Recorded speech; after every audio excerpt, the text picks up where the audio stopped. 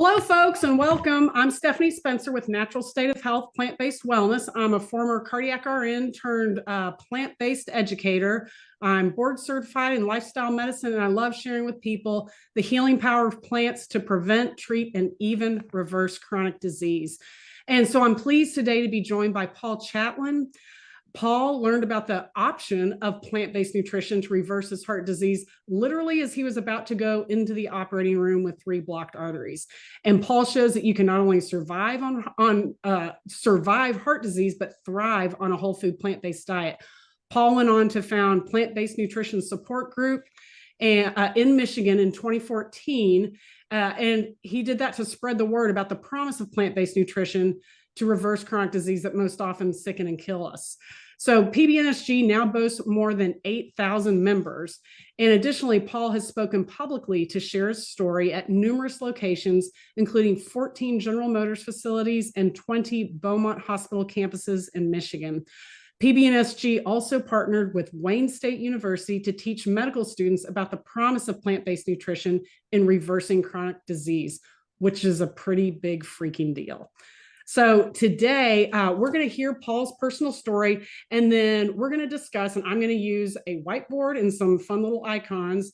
We're going to talk about the importance of dietary patterns to promote health, as opposed to our typical focus, which is on reductionistic medications, procedures, or supplements. So that's what I want you to understand, is this is the overall picture of what we're eating, not just like a single beta carotene pill that's going to make the difference for you. But first, I want to tell you about an exciting opportunity that Paul and I are both a part of. And this is Chef AJ's Ultimate Vegan Health and Weight Loss Bundle. And for those of you that are not always online, you may be asking, what is a bundle? And a bundle is basically a collection of digital creations from this bundle has over like 110, I think it's almost 100 contributors. And I think there's over 110 contributions to the bundle. So these are all basically electronic resources. Lots of them are recipe ebooks. Some of the recipes, these ebooks have like 100 recipes in them. Some of them are courses from like well-known doctors. Some of them are plant-based cooking courses. There's all sorts of resources. And so if you click the show notes below, there's a link that will take you to the list of all the resources in the bundle, and then you can also purchase there. So yeah, Paul, I want to thank you for joining me today. Before we get started with my little demo, why don't you say hi to everyone and then tell us what Plant-Based Nutrition Support Group is contributing to the $49 bundle. I want to welcome everybody, and the PBNSG organization is going to be adding to the bundle a lecture from Dr. Alan Goldhammer, and Dr. Joel Furman. So those are two. And then we're also going to include our perfectly plant-based cookbook on, e-form. And what I would say about that, it's about 112 recipes from 33 chefs. And the thing I'm most proud of is not only do they taste fantastic, but they're all no oil. Perfect. Yeah. And that's an important thing. No oil is really important if your goal is chronic disease reversal. So yeah, that is excellent. So, and I'll tell you real quick, my contribution to the bundle is my plant-based jumpstart course. And this is everything you need to get started on a plant-based diet. This will take you from knowing absolutely nothing to knowing how to shop, what food patterns you need to follow, how much of every serving you need to get every week. It also includes like a lab worksheet.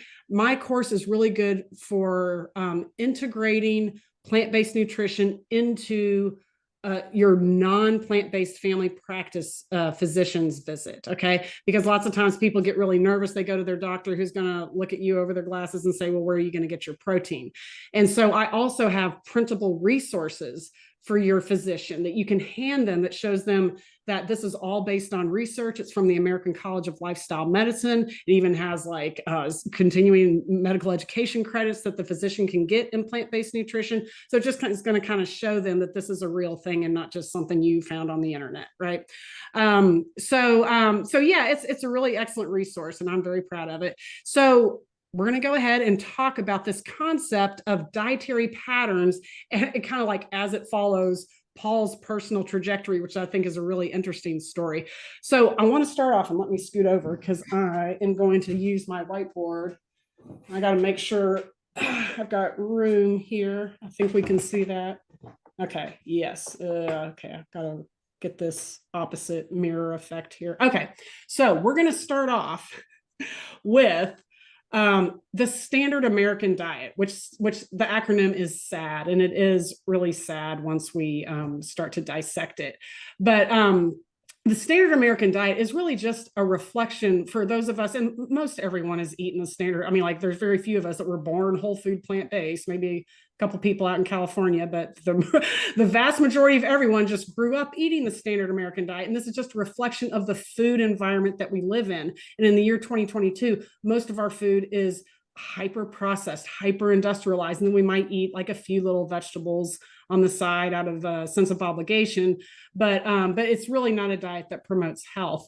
And so what I want to do is, Paul, I want you to tell us the story of back in your 30s when you were eating a standard American diet, as most of us all were in our 30s.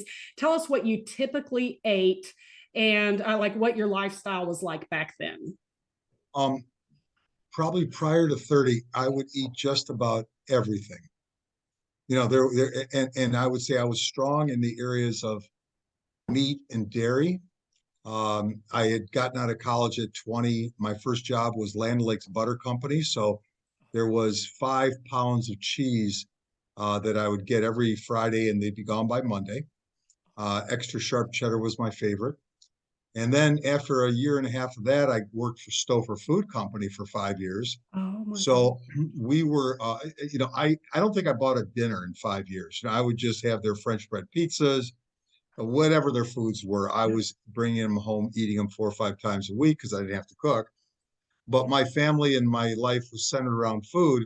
And we'd wake up going, okay, what are we going to have for lunch and dinner? And then it was, oh, let's have the Grand Slam breakfast, or, ooh, let's go to this corned beef place. So truly, I mean, in my idea of a healthy meal would be a salad with cheese in it and some oil type dressing of some kind, or ranch, like whoever invented ranch. Woo.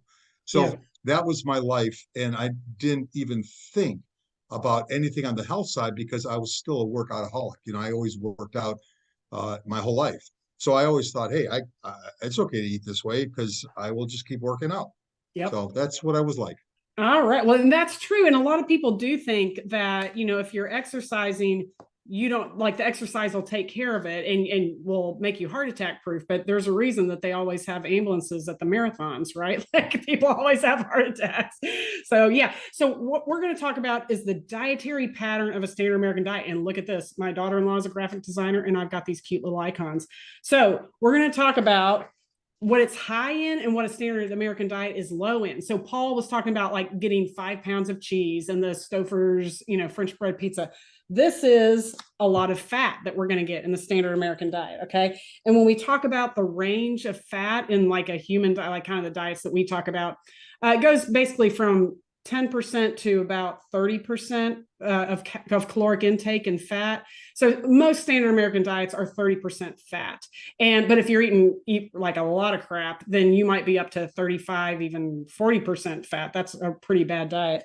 Standard American diet is high in inflammation. Okay. And this might not be clear to a lot of people, but just meat is inflammatory, and dairy is very inflammatory in and of itself. Dairy, like the cows are milked, and there's pus that gets into the milk. That's inflammatory. The milk also has a lot of estrogen, which is cancer promoting compounds. Meat, all complete animal protein, also has high amounts of this thing called insulin-like growth factor 1. Okay. IGF-1 is a hormone that basically feeds cancer. And the way that it feeds cancer is that it makes your body want to grow lots of blood vessels. And those blood vessels will find any mutated cancer cells you might have in your body and then they'll grow. Dr. William Lee is a Harvard cancer researcher, and he says if a cancer cell does not get a blood supply, it'll never grow larger than 1 to 2 millimeters.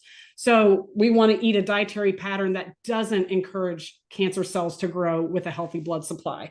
So that's what IGF-1 does. Then we also have this thing called TMAO, okay? TMAO is called trimethylamine oxide. You don't need to worry about that.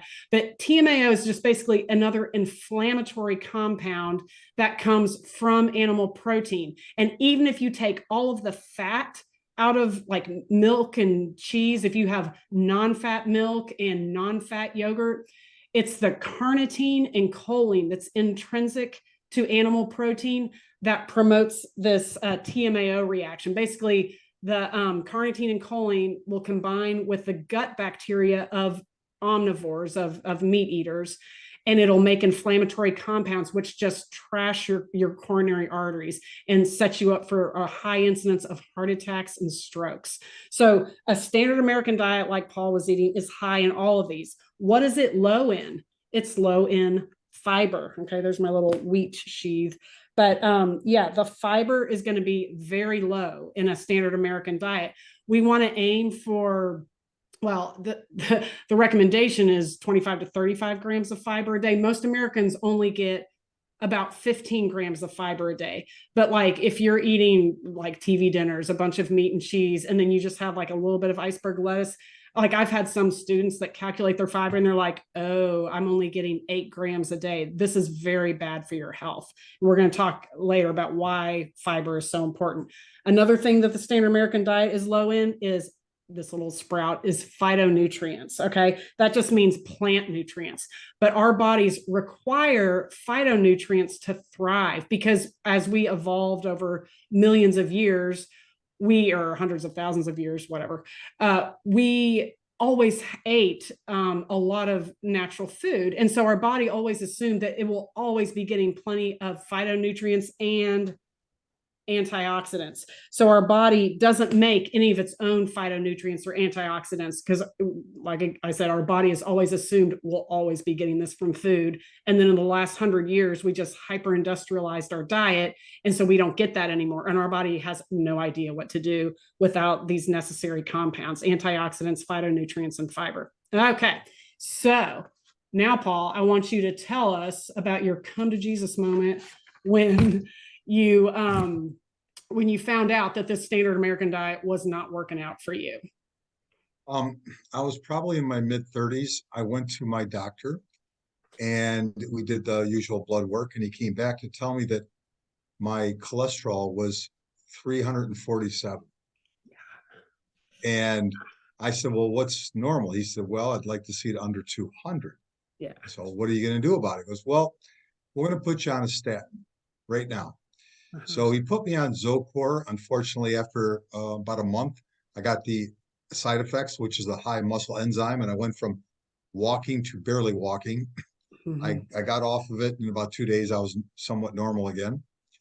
And then he put me on Lipitor because back, 30 years ago, they only had three statin choices. So they put me on Lipitor, and that worked for about 7 months. Same situation. He had to pull me off of that.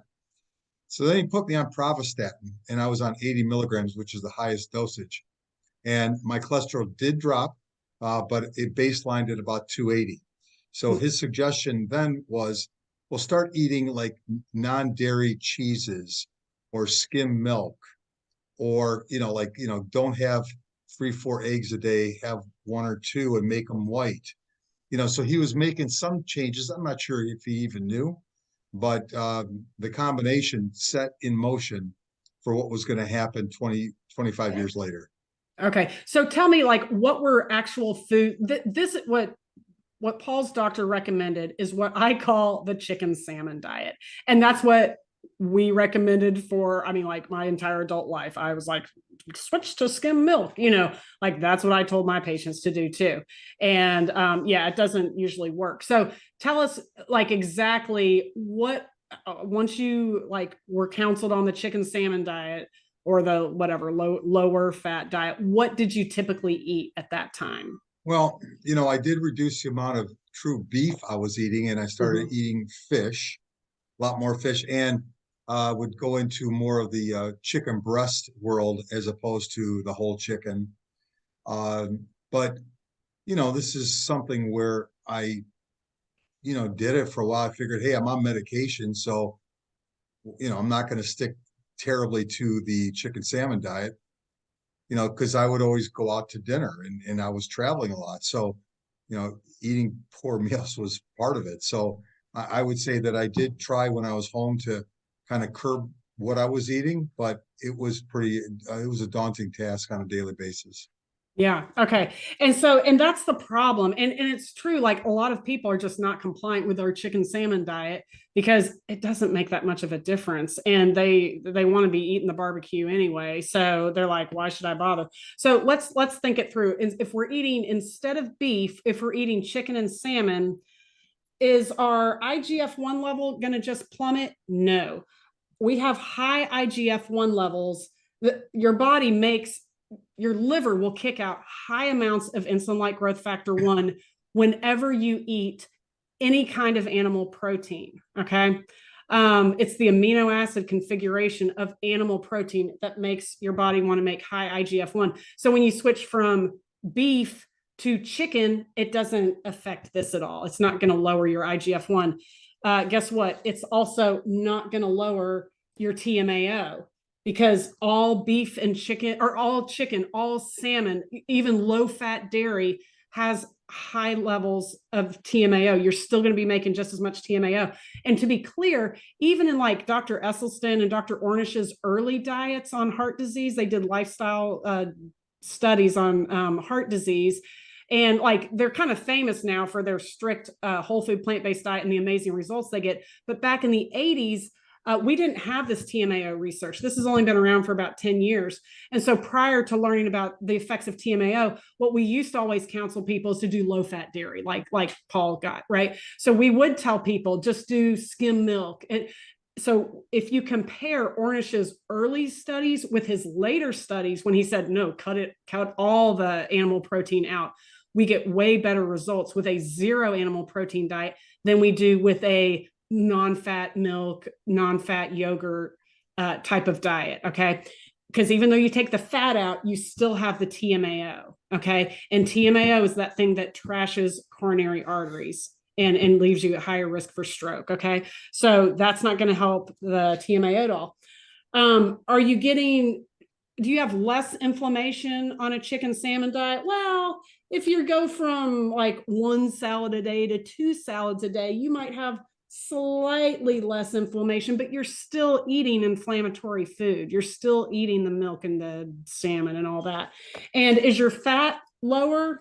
Well, it might be a tiny bit lower. Like instead of having maybe, 34% fat in your diet, you might be down to 27% fat. Okay. And they do lots of studies, like even on diabetes reversal, with like, they'll call it a low fat diet, and it's a 27% fat diet. And nothing changes. And they'll be like, low fat diets don't work. 27% is not low fat. That is an underdosed study. Okay. So we can't call a diet truly low fat until it approaches like 10 to 15% when we're trying to reverse chronic disease. Okay. So this is just not enough of a change to make any difference. And then, so Paul, you're like, basically what, like your doctor may say, like, even do a Mediterranean diet, but like what people hear is, I get to have salmon and olive oil or something, like it probably wasn't clear to you to eat like whole grains, right? Did you switch from like white bread to whole wheat bread? No, that was never brought up. But the thing that I was going to add is when I made those switches, what I realized is that diet food, the skim milk and the diet cheese, they tasted terrible. Like, so like I just didn't enjoy eating them at all. Right. And even when I would, there's not much greatness to iceberg lettuce, but the fact is that whatever, if I had 2 salads a day, I was still having a lot of salad dressing on top of it. Right. Yeah. You're still getting all that oil. So like, right. If we're still getting oil or ranch, which is like the healthiest thing I could ever get my patients to do was like have them wrap their heads around a balsamic vinaigrette. Because like in Arkansas, ranch is number 1. That's all they eat. So, yeah. So anyway, so your fiber is still going to be low, okay, on a chicken salmon diet. Your phytonutrients, maybe you get like 3% more because you're having 2 iceberg salads a day, right? And then you're not, I mean, like you might get, as your phytonutrients go up, you might get a slightly more antioxidants, but it is not enough to change the trajectory of what is looking like you're going to have severe coronary artery disease, okay, which is leading to the #1 cause of death. So this is basically not taking this disease process very seriously when we say switch to a chicken salmon diet. So tell us what happened next, Paul. You did the chicken salmon diet for what, 20 years, and then what happened? Right. And then I think it was at 54 years old, I was in a meeting and I started sweating. I got up and I literally couldn't take 7 steps without severe chest pains. And, after a little bit of time, they went away and I got home, and then they would welcome me every single morning and at night for the next 2 to 3 months. Because I kept Took 2 to 3 months. yeah, I did. I should have done something like upfront early, but when it would go away, I'd be able to spend the rest of the day in a normal way. And then Yeah. so I started like not sleeping well because I knew when I'd wake up, I'd feel this way. And finally, I went to see my doctor, and he heard a heart murmur that he had not heard, and immediately sent me to the local cardiologist that he recommended. And they did all the tests up to a heart catheter, heart biopsy, and that was scheduled like 2 weeks later. And at that time, the doctor, I'll never forget, he said, "I've been doing this for about 35 years, and I'm going to tell you, you're probably going to need immediate bypass surgery or a heart transplant. This is my experience." And that's when things started to change, because then I had to confront my wife, who I was trying to spare, my pain. Well, And you didn't tell your wife you were having the chest pain. Well, right, because I she would didn't have say sent it you was a right good in. move. Okay. Uh-huh. I didn't want to worry her. And I thought, listen, I didn't know what I didn't know. Like I didn't know, I didn't have the internet, and I wasn't going to go to the library and look up, coronary heart disease. I kept on thinking, well, every day it gets better, so one day it just will go away.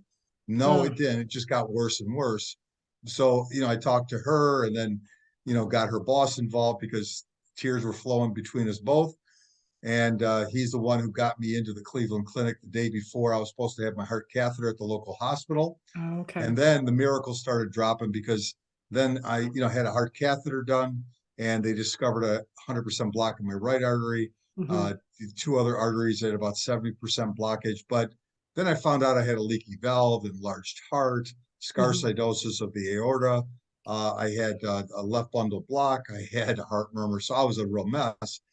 But here I am on the gurney, and again, never met my doctor until that morning of, and I'm all prepped for surgery. He says, "Hey, good news is you don't need a transplant." And his position at the hospital was he was head of transplant surgery for Cleveland Clinic. So Yeah. that's what they thought based on the records that they received from Michigan's doctors. And then he said, "But you need bypass surgery," and I was all prepped up, ready to go, and right there at the gurney, on the gurney at the door. And I had made some promises. Everyone's done this where they say, God, if you get me out of this situation, I promise I'll give something back. And I made Mm-hmm. that promise. And sure enough, I'm right at the door. He says, "Hey, I've only offered this to one other person in 20 years, but would you be willing to make a lifestyle change?" Now, Wow. I had no idea what that meant. Okay. Like to me, 54 is like, make a lifestyle change. Okay. What does that mean? But yes, I'll do anything. Yeah. All of a sudden he picks up his cell phone. It's like 9:30 at night. He calls Dr. Esselstyn. It turns out his mentor in med school was Dr. Esselstyn. Oh my. And Dr. Esselstyn says, "Hey, just go on home, and then I'll give you a call in the morning." And I'm like, "Cool. No, no surgery. Great. I'll just drive home." And I got home at 8 o'clock in the morning. He calls me, and I got his book within 24 hours, How to Reverse Prevent Heart Disease. I read it end to end. It's not a big book. Um, and that's the life changer moment, because then it was, now I got to take all the food that I grew up loving and gave that away. And then went to a couple grocery stores, started label reading, which was imperative. Shocking how much bad stuff is in the food that you eat. Mm-hmm. And, but I will say to everybody, the one thing that I guess my biggest takeaway is I grew up not really liking vegetables and fruit. I just, why? When you could have pizza for breakfast or something, like why bother, right? But I said to myself, I could do anything for 14 days, kind of like Mhm. your jump start. I Yeah. could do Mhm. anything for 14 days. So I said, okay, no matter what, I'm going to just buy the book. And what was amazing was after 14 days, I lost about 15 pounds. My cholesterol started dropping. The angina went away. And most importantly, I didn't hate the beans, the Mhm. spinach. I didn't hate the food. Now, in all truth to everybody out there, I don't love it. I don't love it, but I don't hate it. And that was a big move for me because I didn't like it growing up. So I just kept on feeding myself with the fruits, vegetables, beans, and whole grains and started getting healthier and healthier and, got to lose about 65 pounds, kept it off. And I created the PBNSG model as my give back to the world. Excellent. Oh my goodness. And okay, so I'm obligated to do this as a cardiac nurse, 27 years, worked in a cardiac specialty hospital. I'm just going to do this PSA. Any of you, if you ever have chest pain, do not do what Paul did and hide it for 2 months. Never, never, never. I've had patients, they'll have a heart attack at home and you can have a heart attack and try to walk it off. And then they'll admit to the hospital 2 weeks later and they're in acute heart failure because the heart attack, they infarcted and then part of their heart muscle died. Paul luckily avoided that, but you never know if you have chest pain. You have to go to the ER. And, Okay. and let me add to that, like it was to anybody who's questioning, well, maybe it's gas or maybe it's something. Right. No, you'll know. You will know. It's a different feeling. And you know how they describe it with the elephant on your chest? Yeah. Pretty much true. I mean, it's absolutely debilitating. You cannot walk. I just remember just sitting there going, Mm-hmm. I got to wait till it passes. And it does pass after a little bit. Yeah, yeah, and that's the thing. It may pass. Don't ever think that you can just walk that off. And sometimes women don't have the elephant on their chest. Sometimes they just have like lower back pain or shoulder pain, and they may have atypical presentation. But anyway, if you're having a heart attack, you absolutely need a stent. That's the only thing that's going to fix that. Okay. But they have to determine that in the hospital and they have to like do EKG, cardiac enzymes, and then get you into the cath lab. And then they can determine if you need a stent or maybe it's just like not a blockage that's bad enough to require a stent. And that's what we do in the plant-based world. Sometimes if the blockages are up high, like in like the Widowmaker, the LAD, or like way up high like that, that's a really dangerous spot. But if it's lower, like the right coronary, like Paul had, then we can do lifestyle changes, but you have to get a cardiologist's opinion, okay, to determine which course you need to take. Okay, so I want to be clear about that. But for a lot of people, we can do a dietary approach and you don't need the stent, but you have to get the cardiologist's opinion to determine whether you need a stent or not, whether this is an acute myocardial infarction. You can't walk that off. Okay, so let's talk about the whole food plant-based diet. And Paul has entire cookbooks and support groups. And yeah, it's a plant-based diet is surprisingly easier to do, I think, than a chicken salmon diet because it's so radically different and you feel so much better. And so when your health radically changes, you're like, oh, I think I'll figure out how to do this, right? So on a plant-based diet, where's this fat level going to go? Remember, this is like a 10% to 30% scale on the fat. Okay. So on the Esselstyn diet, that's a 10% fat diet. So we are automatically going way down to a low fat diet. That's the kind of dietary pattern that promotes health. Okay. Especially if you have heart disease. The fiber is going to be all of a sudden, we are going from hardly any fiber to you're getting like 40 grams a day. Once you start eating legumes on a regular basis and whole grains, and then leafy greens, we do a lot of leafy greens for heart disease reversal. So that's going to be really high. The phytonutrients are going to be very high because leafy greens are full of phytonutrients. Nitric oxide is what repairs those coronary arteries. Okay.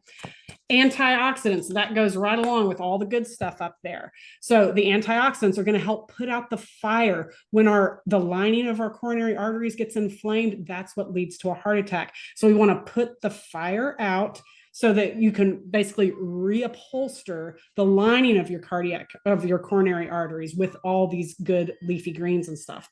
Okay, what about TMAO? We have cut out meat and dairy. So guess what? We don't even have TMAO on this pattern, okay? IGF-1, we don't really have zero IGF-1. Even a healthy, perfectly eating person is going to have a small amount of IGF-1 because like if we scrape up our knee and we need to grow, like, or you get a wound, you need to revascularize that area, you do need IGF-1 to stimulate new blood vessel growth, but we don't need high amounts are bad for us and promote cancer. So you're going to have very low levels of IGF-1, and that's where we want our IGF-1. And inflammation, you are not hardly going to have any inflammation. I mean, if you're eating a flawless diet, you won't have any inflammation. Let me just add to that, just because I want to accentuate that point. Mm-hmm. The thing that's amazing to me, I'm 65 years old, is that that's one of the biggest reasons why I stay on course, is because I could literally work out every single day and Mm-hmm. I'm never sore. Like, and I talk to my buddies are in their 60s, 70s, stuff like that. And you hear like, oh, this hurts and that hurts and this. Mm-hmm. And I don't say a word because I just did 22 miles of bike riding today and I feel great. I could go out again. I go for a night walk. Like to me, that is motivation.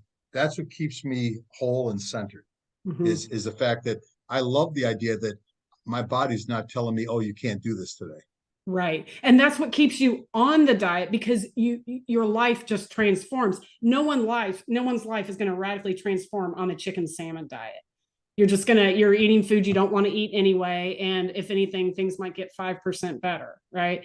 So, so to be clear, like Dr. Caldwell Esselstyn, Paul's buddy here, did a landmark study. And he did early in the 90s, and then he did a really good one in 2014. He had 177 patients that had all had either a heart attack or a stroke, had a major cardiac event.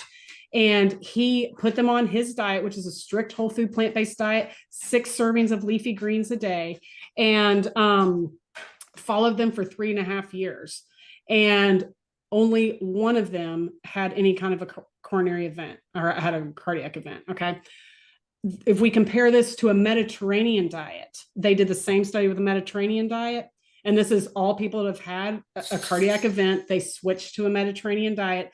Fully 25% of that study group went on to have another cardiac event. Okay.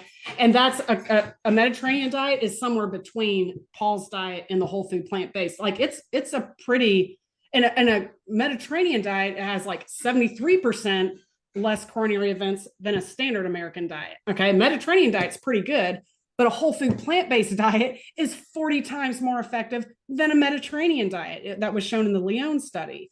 So a whole food plant-based diet is just life-changing. It will transform your life.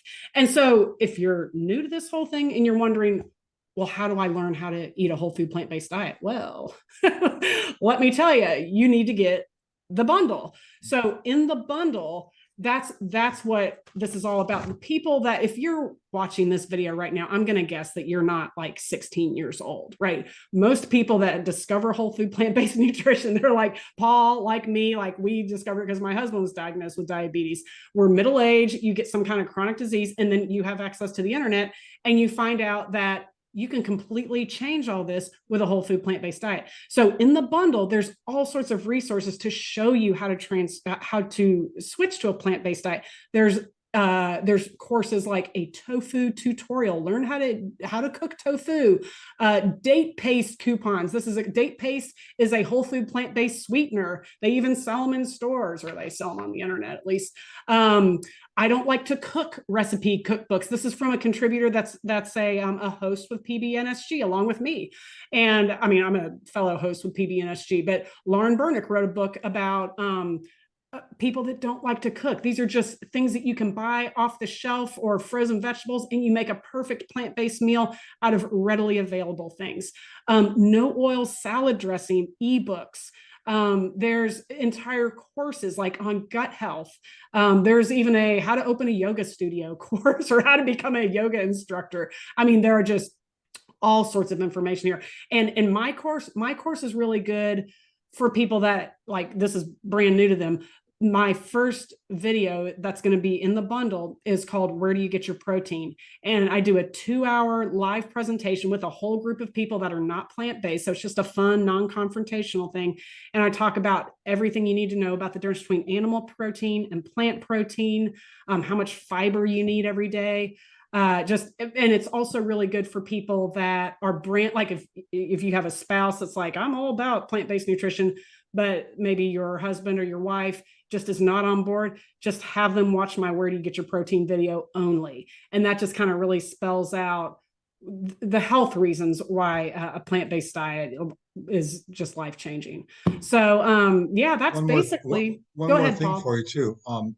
At PBNSG, I run a group called Getting It Started. So it's like, where do you begin? Because, I get calls all the time from people who are scared or new to this. And how do you start? Like, where do you, because I remember how much of, the whole lifestyle change was such a big moment for me because it affected not only me, but everyone I loved. So, I really needed to dive into what is it really going to mean? And, it's still, it still has its moments, but the fact is that health is what you get. And if that's all that really matters, that's really all that matters is your health. Yeah.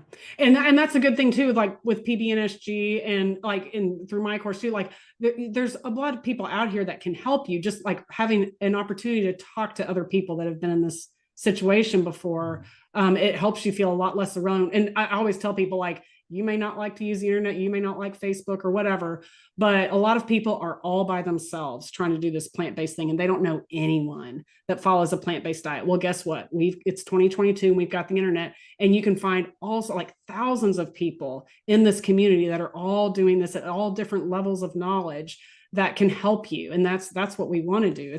It is so much more fun to reverse chronic disease than to manage chronic disease like I did for 20 years. That's why I love it so much. So yeah, continue to watch.